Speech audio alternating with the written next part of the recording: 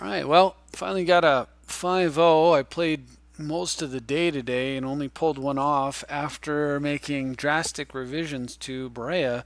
Unfortunately, adapting for the sad reality that Baral was not banned in the last banning, and it is the deck that everybody seems to want to play. Umpteen million counter spells, which means if the only way to really compete with that um, is to run something similar, I think. So I've had to gut most of the cool stuff that I liked to do in this deck and focus on every card being a meaningful draw step against them. And so I took out the equipment and Stoneforge because if you draw them in the wrong order, you've got cards that are totally dead in the water. I took out, unfortunately, I had to take out the Red Blasts, which was not good against Brawl, but I had to do it because I took out Parallax and I took out Global Ruin and I just put Armageddon Ravages. It's clean and straightforward and does what we want. And because I took out Parallax, I didn't feel like I could justify the Red Blasts when I would inevitably face them on a green player if I went too hardcore against Brawl. So I just put in a bunch of cheap disruptive counters to try to have some kind of usefulness against the green decks where they're always going to be good against blue. I took out the Abyss. I took out Umezawa's Jitse. I put in a bunch more mana artifacts. I put in Gush, Ancestral Visions, and I also put in Supreme Verdict in case the blue deck does pull off the polymorph. I wanted a no-nonsense way to just end it. I have still got Edict and Gilded Drake to try to deal with it, but those are counterable, and the Supreme Verdict isn't, and that can be a way to get out from under that. So Verdict also, by putting that in the main deck, I felt like that gave me a little bit more game against green since I had done so much to adapt to blue that I had to weaken my game against green. I also put in Notion Thief. I like the Notion Thief Dak Fade and combo, of course, but Notion Thief is a card that makes using Baral's card filtering extremely hard for your opponent, and so can kind of pin them down to just top decking, and then their deck gets a lot worse at that point when they're not able to filter all their cards, to find the perfect counterspell every turn. So I do think that it's quite possible this deck should run a copy of Cavern of Souls. Naming human, I had I had Cavern of Souls in here, of course. Cavern of Souls on Notion Thief. Notion Thief's human. Breya's human. The other creatures are a Weathered Wayfarer who is human, a Gilded Drake who is not, a Dark Confidant who is. So you can name human and get everybody except Gilded Drake. Or if you have Gilded Drake and they've managed to get Emrakul into play, you could play Cavern of Souls naming whatever Gilded Drake is. I think he's what is he, Drake? Yeah, he's a Drake. And then you can steal Emrakul, and there's nothing they can say about it. So I mean, unless they have bounce, of course. So I think Cavern of Souls might want to be in here, but I took it out and replaced it with Flagstones of Trocaire. And I also adapted the mana. I went up to 33 because, again, because of blue decks, you've got to play more draw go, and that means you need more lands to do that with. So at 33 lands, I put in Dust Bowl, and we still have 4 islands, 2 of which are snow, 2 of which aren't, and the 3 pickup lands. But I've got Dust Bowl now, and I've got Flagstones because I figure Flagstones is really good with Dust Bowl, and it's also good with Armageddons, and probably those things generally will make it better than running Cavern of Souls. But I feel like not playing Cavern of Souls in the current format, and particularly given that 4 of our creatures are human, and the fact that we can search using 1 human to go get Cavern of Souls to resolve this other stuff, all those things together make me feel like I should be playing Cavern of Souls in here, but I don't know where to fit it into the deck So, hey, if you guys have any ideas, I'll take them. Um, Also, you might see a little bit of odd tech in here. So for one thing, in these games you're about to see, I think I had Mind Stone, but actually Brian suggested I swap it out for Talisman of Indulgence, and I think that's more correct. Um, just this deck's very mana hungry for color. And then the other thing is I've got Jeweled Amulet in this deck, and Amulet is a card that's very good early. Ancestral Vision and Amulet early on help you play the pickup lands. Oh, duh, the yawns without having to discard. But Amulet's also good because it gives you a couple of things. So it gives you the ability to play a 3-drop on turn 2, which can be relevant.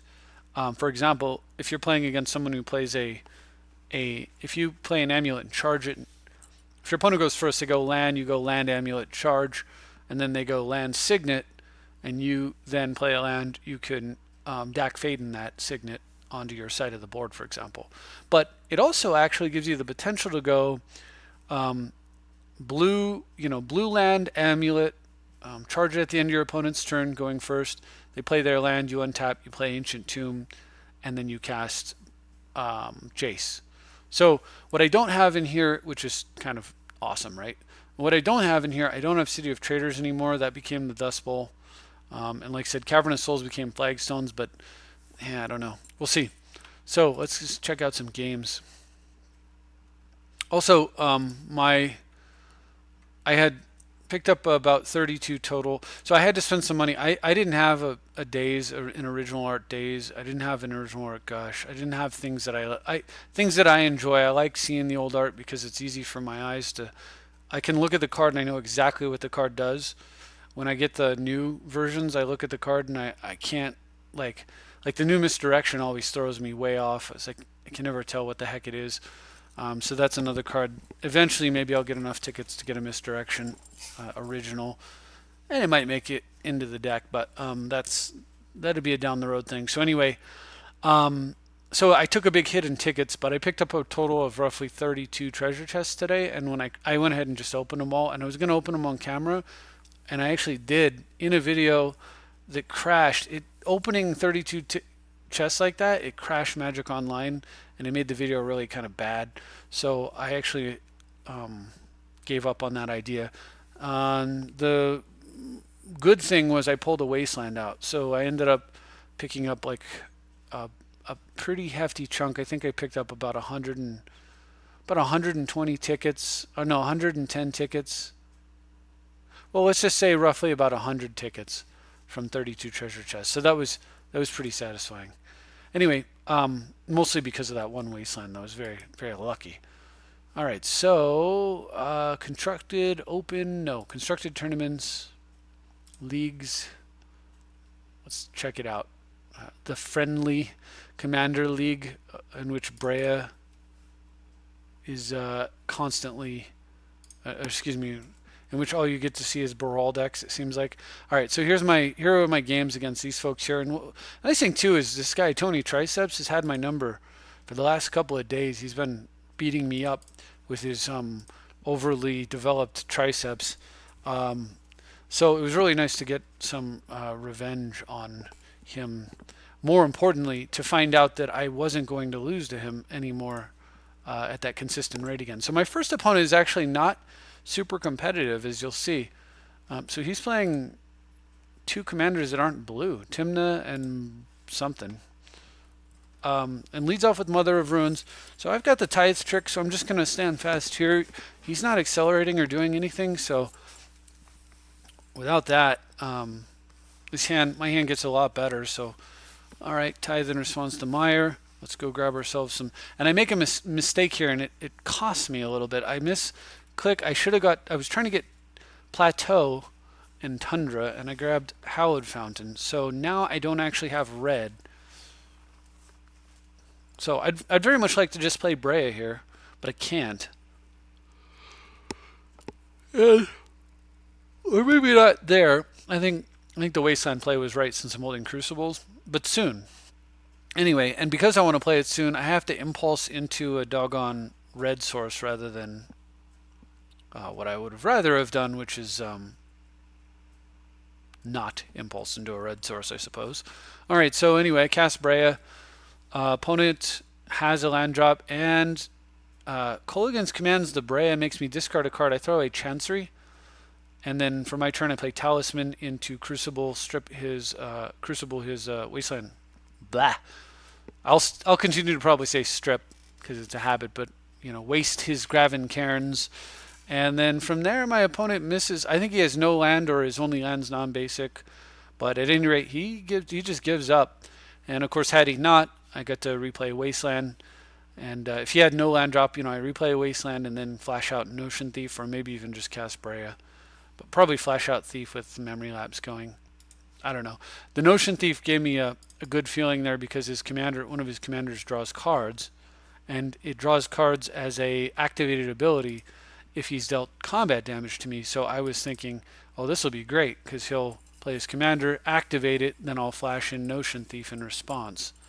Wow, Magic Online is like just crashing right and left tonight. Hopefully it doesn't wreck this second video. I will have to apologize. Unfortunately, I think one of these games bugs out. It's the first time I've seen a bug for Magic Online replays coming from an official tournament. I was really hoping that the bug thing was... What? What? Whoa. Is that the wrong... that was the wrong... league? Is that what that was? Okay, yeah. It was the wrong league. Alright, yeah, so here we go. Tony Triceps. That's very strange. Alright. Here we are, the man of many triceps. At least 3 of them. And I've got this opening hand, and he's playing Baral. You'll pick up on a theme here real soon. If you're thinking about this format and you want to play, get used to seeing this guy. That's all I can say.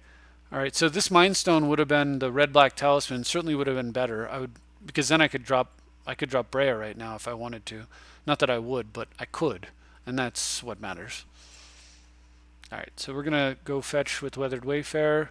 Go get an Ancient Tomb, just because I foresee that being useful down the road. Try for a Whisper, but he whispers back that I'm not going to get to resolve that. Repulses, makes a very repulsing play there and bounces my Weathered Wayfarer. Unfortunately, I'm able to recast it. I'm not quite sure what was going on there. And at the end of my turn, he cycles Miscalculation. So, hey, I played the Ancient Tomb for this exact reason. I get to hardcast Gush. Opponent's digging with Preordain and bashing me with Breya. Breya bashes. Alright. Alright, so I've got Ravages. This has gotten a little bit more interesting now. I'm going to go ahead and use Weathered Wayfarer again.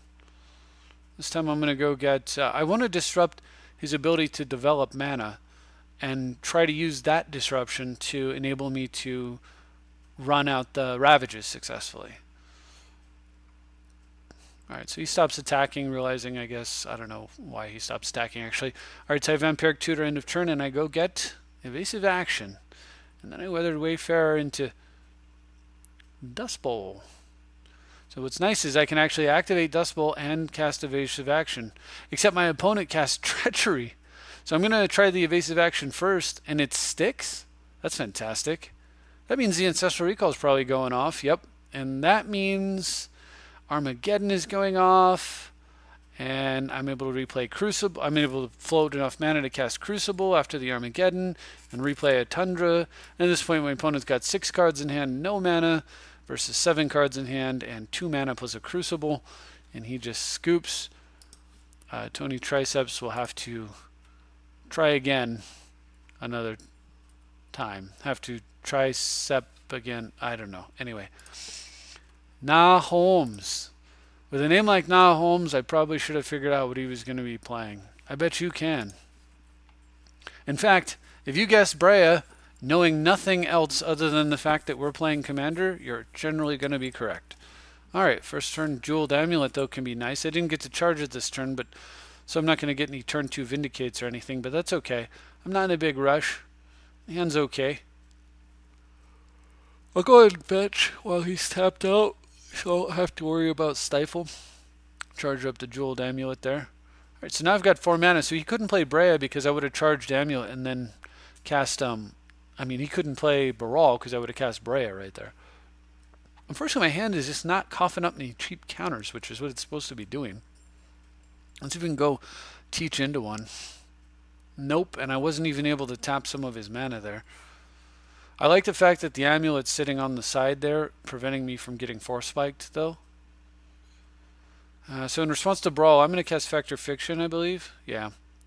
Unfortunately, he's got Remand, so... Alright, well, let's try Night's Whisper. That's stuck. Well, if that's going to stick, let's try a Vindicate. And I guess that was a bridge too far. But it did open up the door to use the Jeweled Amulet, finally, for a Dark Confidant. We'll charge it back later if we get a chance. But as even as a Lotus Petal right there, I was pretty good. And if I use it a second time, it's a reusable Lotus Petal. Alright, so at the end of my opponent's, or at the end of my turn, I'm going to cast a giant Pull from Tomorrow. So I'm going to respond to that. Factor Fiction.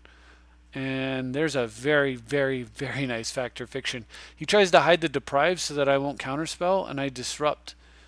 And in response to my own disrupt, I fetch and Mystical Tutor, and he casts Miscalculation. I then daze that. Tutor goes off, and I go get Force of Will.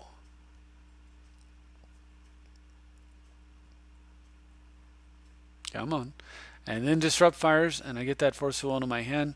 And it was my end step, so I could not suspend the Ancestral Vision, but I'll probably be forcing with it anyway, so I'll go ahead and charge Jeweled Amulet. Play Scroll Rack. This is simply a bait spell. I don't really care if the rack resolves or not, because Dark Confidant's giving me all the cards I could ever want. After combat, we're going to go Breya. And he's got another counterspell, and I was going to let it go, except it's dismissed, so I've got to negate that. He Swan Songs my negate, so I let that resolve to get my 2/2, and then I Force a Will to dismiss, using the Ancestral that's never going to fire, or I don't think it's going to fire at any relevant point in this game. Okay, I get to draw and draw. Let's play some Treachery. Opponent's only drawn one card. Surely he hasn't... Oh, wait a minute. It's Baral. Of course he has. He scries in response to Baral's triggered ability to try to put a land in his hand that he could then discard and turn into a real card. Alright, so I attack and kill Baral before he can block. Jeweled Amulet's done its job. I got 2 mana out of it. And it can now go away. Just waiting for me to find a Yogg-Will. Alright, so I flashback Mystical Teachings here. My opponent's got no cards in hand. I probably should not have waited as long as I did. He plays a Wasteland. He's got an empty hand. Oh, very nice. Alright, so I'm going to swing in and... bounce. Now, I didn't bounce at the end of my opponent's turn specifically because I did not want to encourage him to try to kill my Dark Confidant. After combat, I cast Breya, and my opponent has not actually stripped or wastelanded any of my lands, which means I have 1 mana exactly left over. And that's going to matter, as you'll see. If you would have wastelanded me, I would have lost right now. But instead, boop. Good game, sir. He's at 2, and I got him. Of course, I suppose I wouldn't have necessarily lost. He'd have Emrakul, and I'd attack with everything and kill him or activate Breya a few times. I suppose, actually, I had that game won. Either way, but it was nice. It was nice. Alright, so now Holmes playing his mono blue deck, Baral deck, when he came up with himself actually, on his own. No help from the internet. Alright, so here we go. Alluro. And like, you know, I don't even care about net decking or internet help, but good night, man. When you just keep seeing the same deck over and over and over, like the same card for card thing. I was going into people's hands, and I mean into their decks, you know, before with the split card, hide seek. I was seeking and seeing the exact same deck lists from multiple people. It's like, really? That's just so boring. All right, so we're playing a little draw go here. Against Alluro, and he's using Vampiric Tutor, and these tutors, you need to, if you're going to use them, you need to get cards out of them. So that's exactly what he goes for. A Whisper tries to snare my Leak, but I pierce his snare. So no Whispers for you. and top deck a Crucible. So I was thinking I'd play Breya there, but now I'll play Crucible and start hitting some land drops. All right, so he's down to 4 cards in hand, as am I, but I have a permanent source of card advantage in the form of lands. So I deem it safe to tap most of my lands there and go ahead and do so. And then at the end of my turn, he Snapcaster flashes back. Preparing two. Oh, excuse me. So we can get a Thoughtseize, presumably. But I have Muddle for that. So we will continue. I'll go ahead and do some fetching at the end of his turn. And I drew a Daze, so we'll see if that's any good. But I go for Breya. He's got Exclude. I'm going to force it with the Daze. We are not going to see if that's any good. Sadly, I just didn't think... I might have let Exclude go off as a regular counter, but not as an Exclude. I don't want him stealing tempo and drawing cards. It's just a bit much. Alright, let's go after Jace. He's going to try to keep Jace alive. And then I'm going to just sack and kill it. And we're going to bug out. So right here is where I replay Breya with exactly 1-up. And use Stubborn Denial. And pretty sure on the next turn, I use Stubborn Denial on something that he fights me over, and he ends up killing Breya. So I just have a couple of birds, and I'm holding Will. And on the next turn, I draw Preordain. So I cast Preordain into whatever, it doesn't matter. Will replay. Then they replay my Imperial Seal and Preordain again. And then I Winter Orb him or Armageddon him, and I forget which. And that was how the game ended. My opponent was like completely locked down at that point. So, lastly, I've got Jordan here. And for the first time in a while in the finals, it's not a Brawl deck or Tasigur deck. It's a completely new deck. Oh, wait, it's Titania. All right, well, at least it's not Nissa, because Nissa is so much worse to have to deal with. But Titania is slow, so I'm okay with that. All right, so I wanted to Night's Whisper here, and then look at this. I get to disrupt a 3 visits and save my Spell Snare for something else. So I was really glad I didn't Whisper there. He goes for Courser. I've got a Recourser for that. I draw Notion Thief. That could be useful. I was hoping he'd just like play land and cast freaking what is it? Harmonize or something. That would have been great. Anyway, instead, I've got to counter that and draw a card. So now I can cast Breya and still have Snare up, so I do. And he has a 2-drop. Priest of Titania. Nope. Lots of nope. Whole lot of nope. My turn, I get to Night's Whisper into Preordain. I tuck both cards. Find Vampiric Tutor, which is a very nice rip there. Opponent plays Nissa. But Nissa as a non-commander is not that bad. So I gush in response just in case I might have a play for it, but I don't. So I go ahead and sack and kill the Nissa, and that's the difference, is that you can actually kill the stupid thing rather than having it continuously come back down on mess with your day. And so I ended up tutoring for Armageddon, and boom, Flagstones is going to proc. Thank you.